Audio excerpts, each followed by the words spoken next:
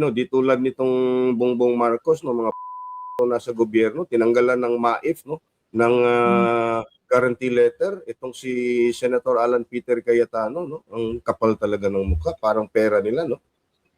Actually, yan nakakalungkot, no? Kung yung politika nyo, personally nyo na lang. Pero kung dahil sa gusto nyo lang gumanti at the expense ng mga kababayan natin, wag naman, makonsensya naman kayo at mahiya naman kayo. Isipin mo, kapon na naglalaro ko. Aminin ko na, go-golf ako. May tami tumatawag. Sabi niya, basahin mo yung dami talagang umiyak. Kasi tinanggalan ng guarantee letter si Senator Alan Peter Cayetano. So, paano yung mga umaasa sa kanya?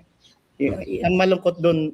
So, gusto nyo sa inyo manlimos uli yung mga kababayan natin para sa inyo may utang na loob. Marami ng mga kinasuhan, marami ng mga talagang hinaras, at yung prioridad ng mga hinuhuli, iba eh. Di ba? Napapabilis yung pagsasampa ng kaso, pagpapalabas ng warrant of arrest pag hindi ka naka-align sa gobyerno to eh. Ang masaklap pa, ultimo kay Senator Dante Marcoleta, alam na rin nila na anytime may lalabas na warrant of arrest sa kanya na no bail. Kasi di umano, plunder daw ang ikakaso sa magaling at magiting na senador. Well, he arrived back from Russia. Diba? Welcome back sa iyo, Bongbong, at sinalubong siya ng rating na negative 13. Welcome back, Bongbong Marcos. Ito, This is minus 13, the lowest in 16 years.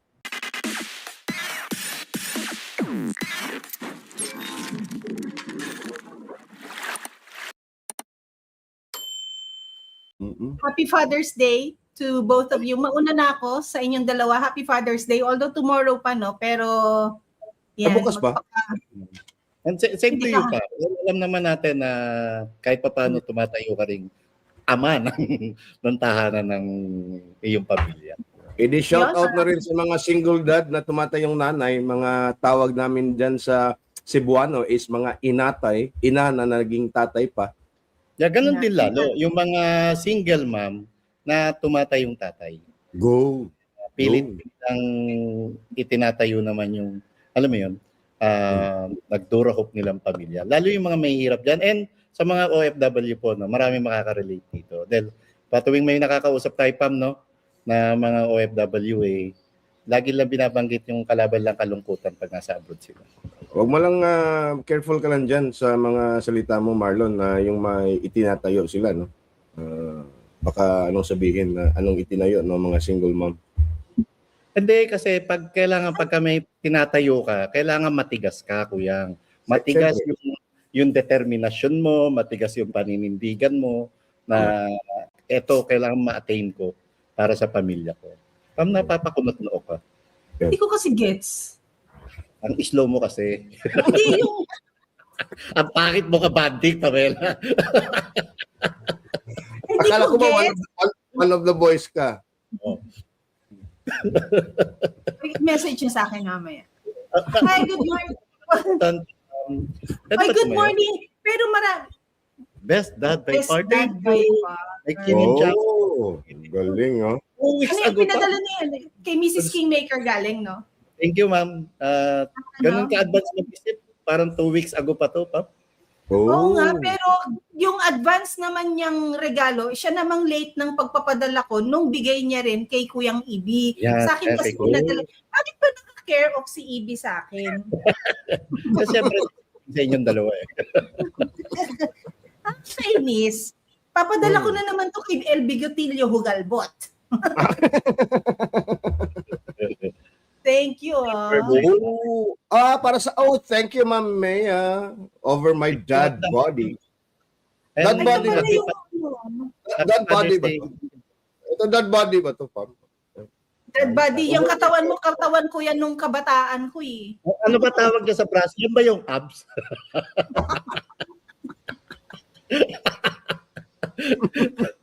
Ito naman si Madam, dahil nga hindi naman din ako tatay, ewan ko ba? Ano para sa iyo?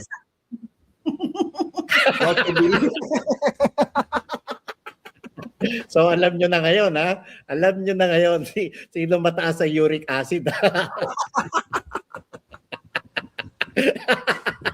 Pam, tigilan mo na yung kakakain mo ng chicharon bulaklak, Pam.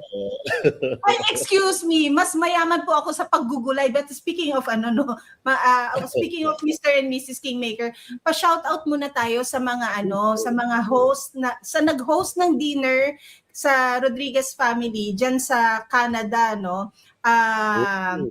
I-flash lang natin, no. Ay, hindi yan. Pero eto na rin at ipakita natin, meet and greet po and book signing ng Kingmaker with Attorney Vic Rodriguez tomorrow yan, June 21, 2026, around 4 p.m. to 7 p.m. sa Gilmore Avenue, Burnaby.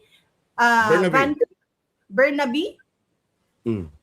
Sa Vancouver, Canada. Nandyan po siya.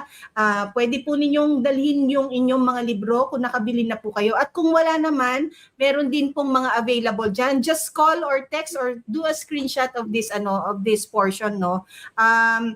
Nandyan po si Miss Sands and si Miss Charlene. Nandito po yung kanilang numero. Pwede pong kontakin dyan or message the DDS Maisog Vancouver Facebook page to reserve your book or register for the meet and greet. Ano lang to, simple lang to. Alam din naman natin na intimate lang din itong pagsasalo-salo na to.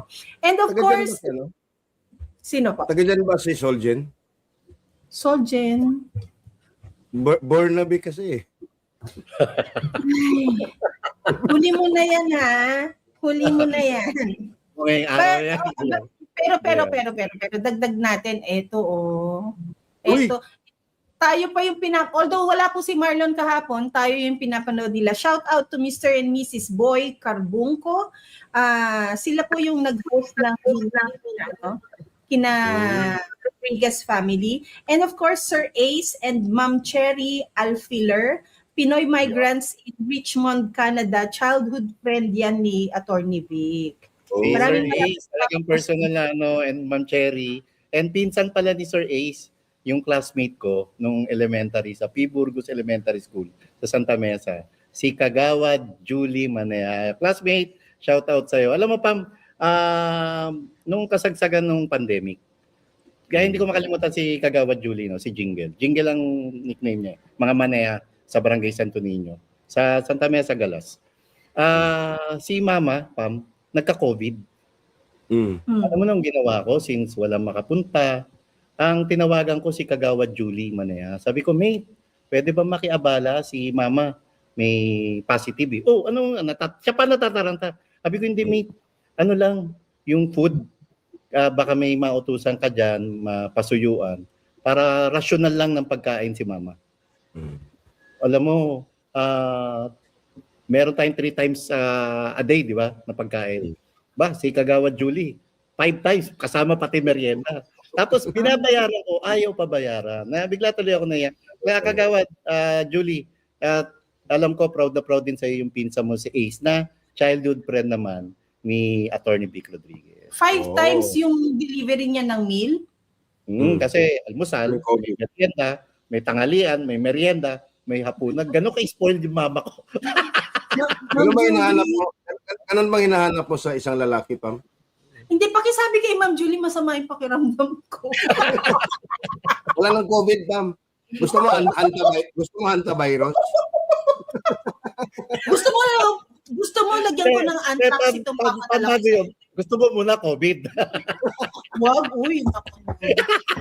Shout out nga pala din dito sa Maisog, Kuwait, no? Si Brenz Gelyeka. Si Ma'am Brenz Gelyeka. Ang Maisog Kuwait parang Cebu, Maisog Cebu, napakasipag. Yeah. At saka yung Maisog Switzerland, no? Yung dalawang Maisog overseas na chapter na yan, no? Ang galing. Shout out din sa hakbang ng Maisog Switzerland. Yes, shout out sa inyo. Pero yung kwento ni Marlon kanina, yan yung yung kagandahan ng marunong ka makisama sa komunidad mo, marunong ka makibahagi sa mga kapitbahay mo, no? Na alam ko na palang kukontakin ko pag masama pakiramdam ko. Pakibigay yung number ni Ma'am para Bigay ko sa'yo yung messenger. Mabuti pa si Kagawad May, no? Ganun yung pag-iisip at yung serbisyong totoo talaga. Kagawad no? Para Julie, jingle. Ay, Kagawad Julie. Julie, sorry. Kagawad Julie, no? Di tulad nitong Bongbong Marcos, no? Mga putang ina to nasa gobyerno, tinanggalan ng MAIF, no?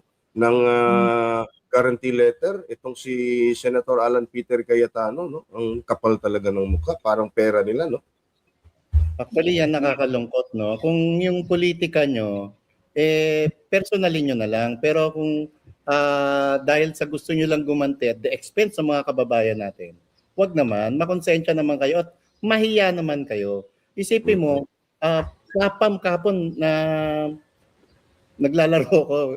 Aminin ko na, go-golf ako. May tami tumatawag. Sabi niya, basahin mo yung dami talagang umiyak. Kasi tinanggalan ng guarantee letter si Senator Alan Peter Cayetano. So paano yung mga umaasa sa kanya? Ang malungkot doon.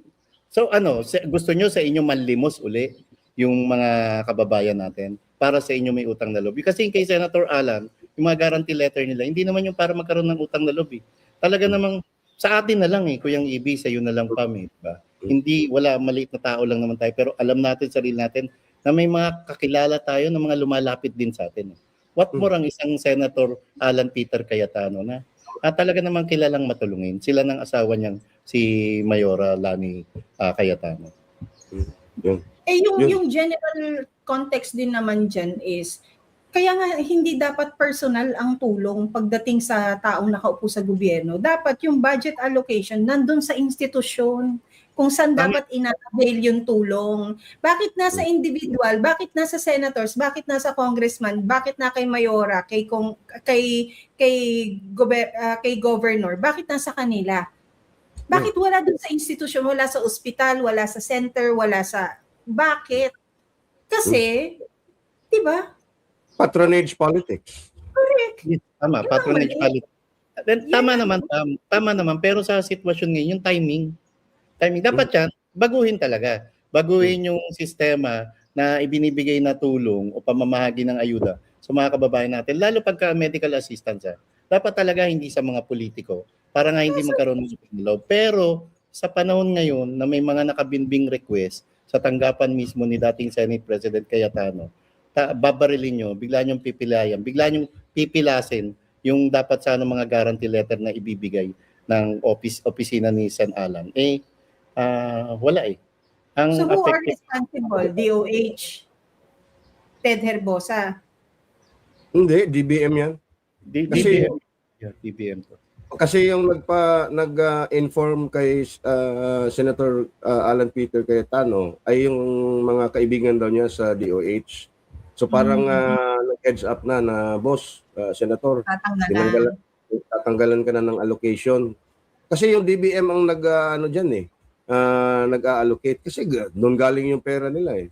Pero tama ka, Pam, dapat institutionalize yung mga yan, no? Para hindi beholden.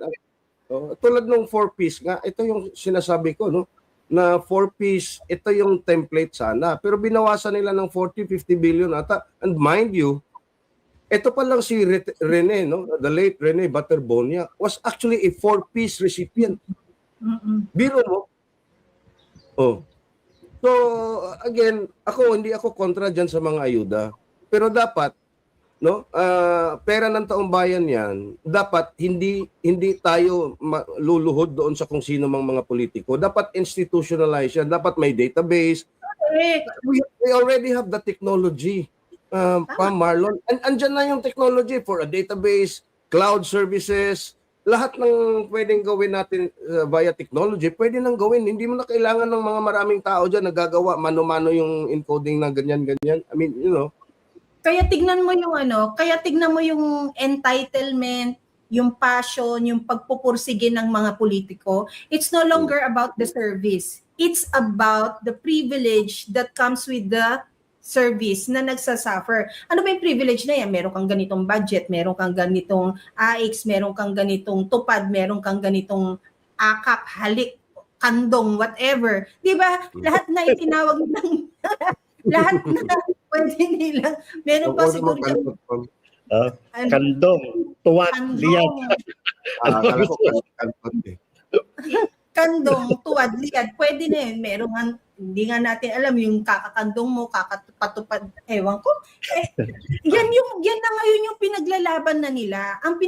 Yan na yung pursigido silang makuha. Hindi na yung kung anong klase ng paglilingkod ang gagawin nila sa nasasakupan nila. Kaya maling-mali yan. I really do not agree sa mga ganyan.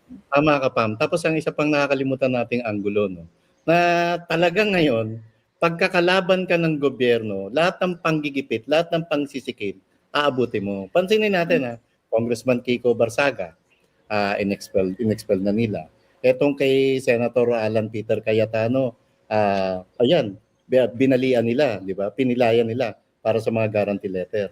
Marami ng mga kinasuhan, marami ng mga talagang hinaras, at yung prioridad ng mga hinuhuli, iba di ba? Napapabilis yung pagsasampa ng kaso, pagpapalabas ng warrant of arrest pag hindi ka naka-align sa gobyerno to. Ang masaklap pa, ultimo kay Senator Dante Marcoleta, alam na rin nila na anytime may lalabas na warrant of arrest sa kanya na no bail. Kasi di umano, plunder daw ang ikakaso sa magaling at magiting na senador. Yun. At ito po ay walang ibang papupuntahan. Kung hindi, ay yung pagtakpan talaga kung ano talaga ang totoong nangyari at sino talaga ang totoong mastermind na alam na naman ng buong sambayanan, napapunta nga kay Bongbong Marcos. Again, this is about that, no? And it's less about the impeachment. Yung impeachment, pangalawa na lang yan you look at the demeanor at yung inasal ng House Prosecution Team at putang ina, Pam, gumawa pa sila ng parang movie trailer, sina Jervil Ruiz. Yung TVC nila, no? Kasi alam mo, I do not see a need for such na may TVC ka kung sino-sino kayong mga House Prosecution members. Hindi ko naiintindihan bakit kailangan yung magkaroon ng TVC. Ano ba yung TVC, Pam? Yan yung meaning. Yung TV ad, yung material na yan. Yung material na pinalabas nila, introducing themselves. Commercial, no? TV commercial. Kuyang, although it's not intended for the literal na TV commercial, pero it's like saying na may kakulangan sila na kailangan nilang ipakita in a social media manner. Kasi, 'di ba, lumabas din naman. But before we go there, no, nabanggit mo kuya kanina yung na-expose kung sino yung mastermind. Well, he arrived back from Russia. 'Di ba? Welcome back sa iyo, Bongbong, at sinalubong siya ng rating na negative 13. Welcome back, Bongbong Marcos. Ito, This alam is mo, -13, the lowest in 16 years. Ang pinakamababa was negative 45 ata. Sino yun? Si Gloria. Si GMA. Si GMA. pero ito, Marcos, sisid lang. Kayang-kaya mo yan. Sisid lang na sisid. Hanggang Pero sa... Marlon at Pam, yung Pulse Asia na negative 15 was net satisfaction on BBM himself yes. bilang isang presidente. Ito, Yes. the whole administration. But, di ba, who is the alter ego of the president? Cabinet His Secretary. administration. Yeah. But then again, iba yung tao at iba yung sa bureaucracy. Meaning, kasi there are people na is not satisfied with BBM pero satisfied sila sa mga branches of government or LGUs nila. Right? So, iba yun. So, pero ito, halos magkapareho na ang rating ng mismong Pangulo at ng bureaucracia, and not just the bureaucracy, including the other branches of government. -13 at -15 na. And that speaks a lot of the dissatisfaction of the Filipino people. Ito ng sumasalamin ito kung anong klaseng gobyerno meron ng isang Bongbong Marcos na dapat nagiging batayan o basyan nila to o eye-opener para mapabago, mag-improve pa sila sa kanilang pamamahala Wala na. Ang problema, patuloy yung pag-iba ng focus nila eh. Patuloy yung pag-iba ng prioridad nila, kundi ang prioridad nila ay sikilin, gipitin, kasuhan, ipaaresto, kulang na lang ipapatay yung mga kumakalaban sa kanila. At yung walang humpay nilang pag-iba sa pamilya Duterte. Where sinasalamin yan, Marlon, sinasalamin yan kung si Marcos. Yeah. Si Marcos mismo ang reflection ng negatibong numero na yan. And again, yung nangyaring panggigipit sa mga guarantee letters, kuya, yan ang dahilan bakit negatibo ka. Diba? Yung panggigipit mo sa malayang pagpapahayag ng maraming tao, ayan, bumababa ang rating mo. Yang dapat na tulong para sa tao, ilalapit sa tao, hindi ninyo binibigay, ginagawa ninyong personal, ayan, negative ka. Diba? Yung patuloy na panggigipit mo sa mga tao na aresto dito, aresto doon, yan, reflection yung numerong yan sa panggigipit na meron kang ginagawa. At iba pa. Pero valid yung lahat ng points mo dyan, Pam, no? Lahat ng mga dahilan na yan. Pero what we do not see, and this is reflected on surveys, no? It's still about the economy. If you go back to the surveys, no? Ano yung mga top 5 issues concerning the ordinary Filipino? Top 3 dyan is all about the economy. Number 1, high inflation. Number 2, low wages. Number 3, lack of opportunities. Di ba? At we are seeing now, ano yung mga surveys ngayon? 78% of Filipino executives, no? Gusto nang mag-migrate. This is not ordinary workforce. Filipino executives, 78% of them want to work abroad. And more than half, or in fact 60 or 70% of ordinary Filipino workers want to migrate because the healthcare system in this country is not working. So meaning it's still about the economy. And what did Marcos do or didn't do to the economy? Wala. At worst, we are now in an economic crisis, Pam, that will probably be one of the worst, no, since his father in the late 80s. Tama ka, Kuya, binanggit mo yan, tatlong yan. At ang masaklap, matindi na nga yung problema niyan about sa ekonomiya. Matindi pa rin yung issue ng graft and corruption. Matindi ang issue ng graft and corruption, lalong matindi rin yung issue ng kriminalidad. Di ba? Although si Kagawad po sumihirit, bakit daw tayo negative ng negative? Positive naman daw. Si Bongbong Marcos, yan pa. Isa yan sa nakaka-apekto kung bakit patuloy yung pagbulusok ng ratings ni Bongbong Marcos. Yung pagtanggi niya na magpasailalim sa hair follicle drug test. O Sir Fons, negative.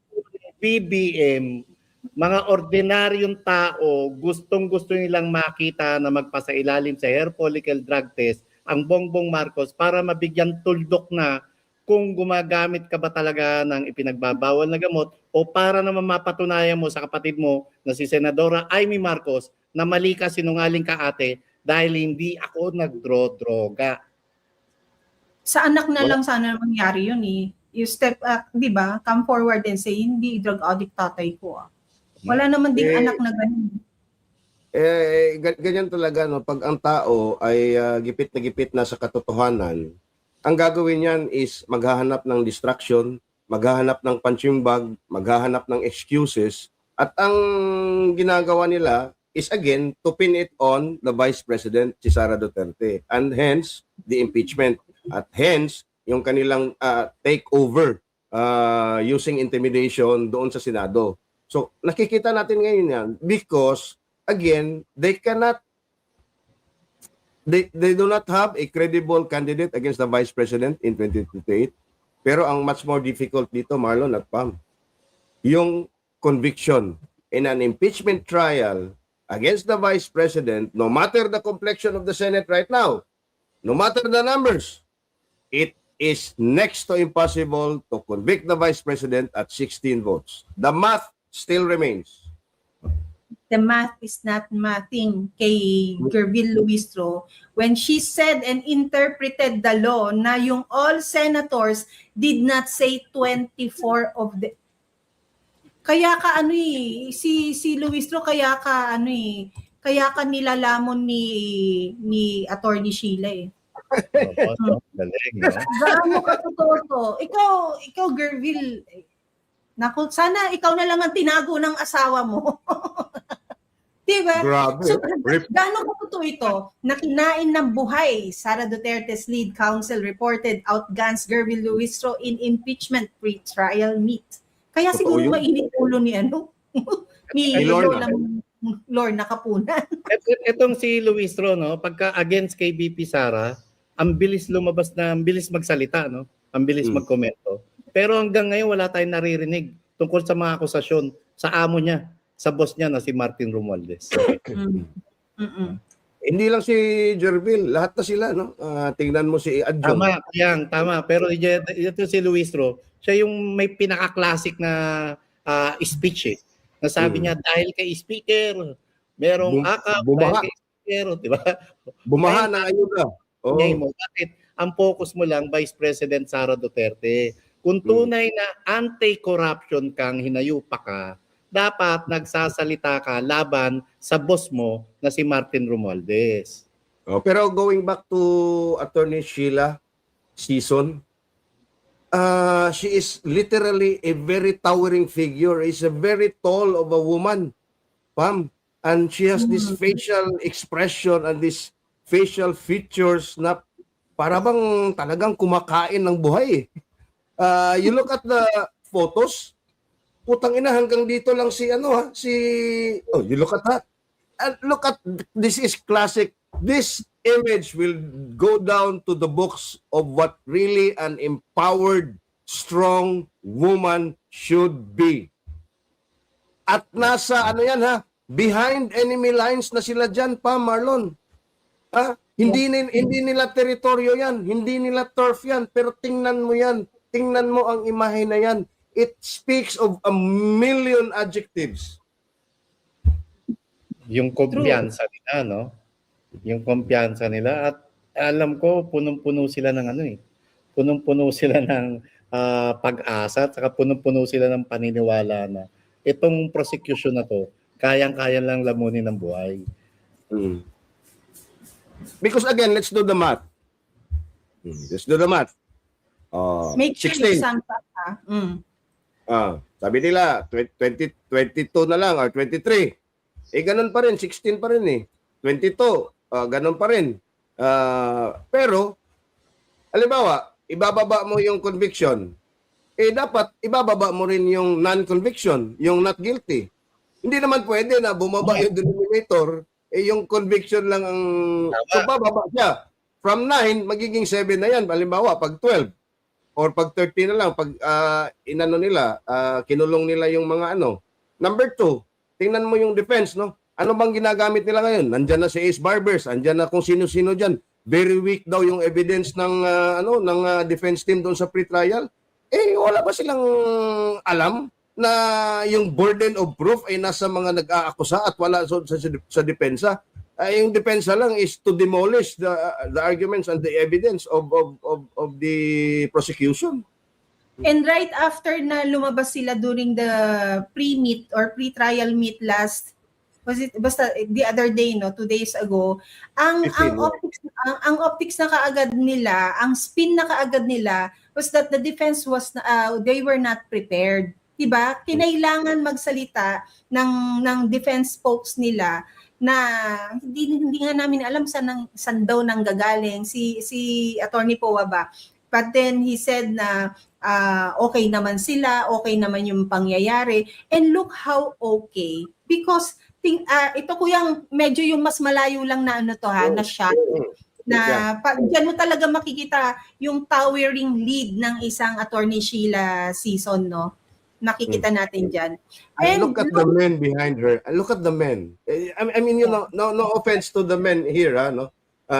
Look at the demeanor of the men. Look at how relaxed they are. I mean, Yung ngiti, di ba? Yung ngiti, kaya sabi ko kanina, yung kumpiyansa eh. Ramdam mo sa kanila eh. Yung ba parang naglalakad lang sa park, no? The proverbial saying na, it's a walk on the park. Tingnan mo yung si De Lima. Alam mo yun sa salitang kalsada, kuyang yung may hindi kami mamamalahibo sa inyo. Yung ganun. Ano yun? Hindi minor. Hindi kami matatakot sa inyo. Yun, Hindi ako, alam mo yun, para kahit konting daga, dadagain kami sa inyo. And then on the other hand, meron talaga mga tao na pagkaharap mo, nababalahibuan ka.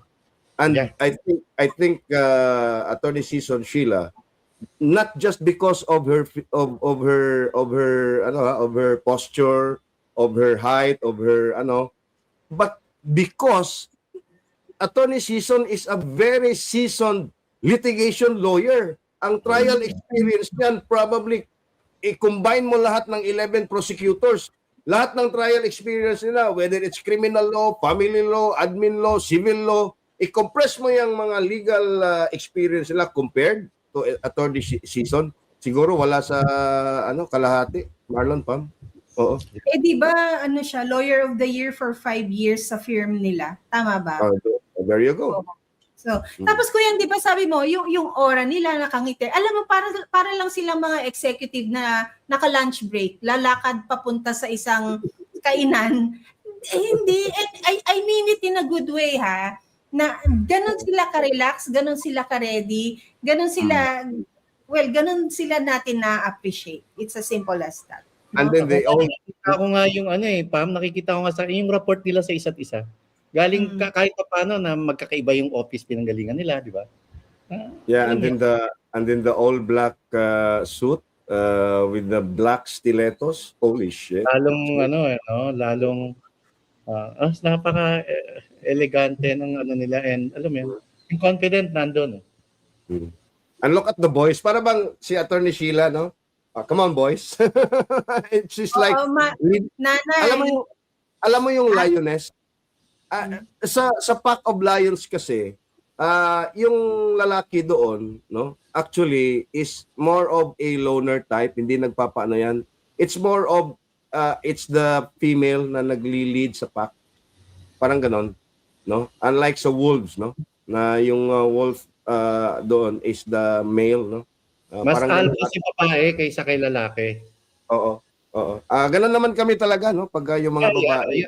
Yun din ang pupuntuin ko sana, kuya. Susunod talaga tayo.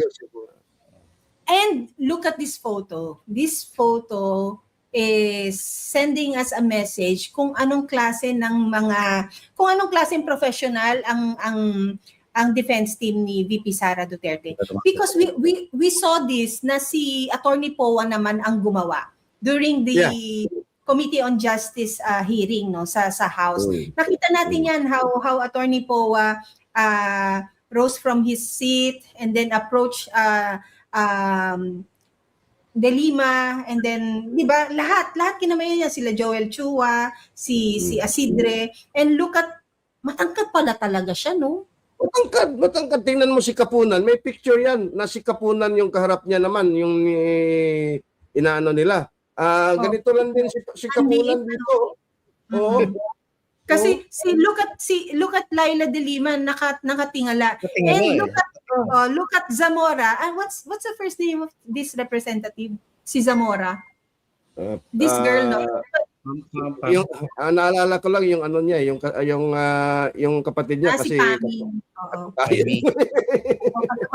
Well, this lady, Representative Zamora, yung pag-look away niya, hindi cute even if naka-smile siya. It's like buying herself some time to regain her confidence because she is next. Imposible namang hindi siya kinamayan ni Attorney Sheila. Or probably napaparating. O probably tapos na siyang kinamayan, turned away, 'di ba? Yung nervous feeling niya, nginiti na lang niya. Yun. Well, of course, our appreciation of the defense team. Again, yung ganitong balikan natin ang sinabi natin, yung mga guarantee letter hindi binibigay, yung mga budget para sa institution para sa mga institution hindi nga sinasabatas or ini-institutionalize, but their focus is here. Their focus is nandito sa impeachment. 'Di ba? Yung si Win Gatchalian, parang kulang na lang, gusto niya, ang title niya, Vice President na siya. Yung ganun, yung they're already preparing for a government next to impossible because akala nila kaya nilang mabraso ang lahat. 'Di ba? And look at what they're gonna do with Senator Marcoleta. Senator Marcoleta, yung mukha niya ngayon, is expressing, kahit itago niya, he's worried. Oo naman. Even open niyang sinasabing anytime po, dadamputin ako. Of course, he should be worried. Ito yung sinasabi ko, Pam, eh. Tingnan mo anong ginawa. Nag-rally ang INC January 13, 2025. 2 million ang lumabas. Ayaw namin sa impeachment. Anong ginawa? Correct. In-impeach si Inday, February 5. Less than a month of 2025. Yung first impeachment sa 19th Congress na void ab initio ng Supreme Court. Anong sabi? Ayaw namin sa ICC. Anong ginawa? March 11, 2025, kinidnap si Digong. Anong mensahe doon? Ang mensahe doon, ginawa nga namin ito sa pinaka-popular at pinaka-most loved president in the history of our country. No, kinidnap namin, pinadala namin sa Hague. Ikaw pa, Marcoleta? Ikaw pa, Alan Peter? Ikaw pa, Bato? Ikaw pa, Bongo? Iyon ang mensahe. Ang edad ni Senator Dante ngayon ay 73, magse-74 siya sa July 29. So, alam mo yun, matanda na rin yung mama. Tapos makakaranas ng ganitong klaseng panggigipit at ikukulong nyo. Na wala namang ginawang mali. Kundi pinaglaban niya lang yung tama at pinaglaban niya lang yung kagustuhan ng sambayan ng Pilipino na malaman yung katotohanan sa flood control scandal. Ganyan ang gagawin niya.